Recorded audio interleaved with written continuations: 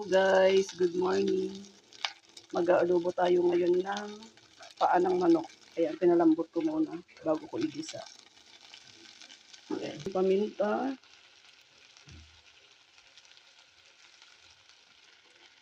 Magic sarap.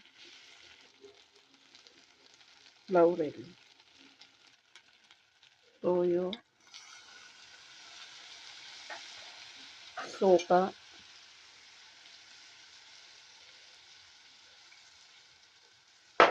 Then, siling labuyo.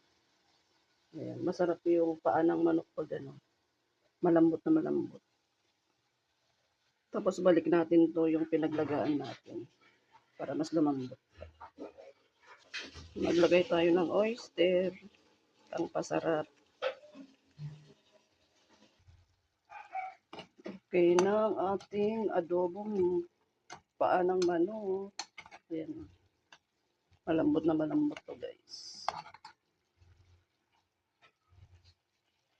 Para hindi mahirapan yung magbaon. Bye!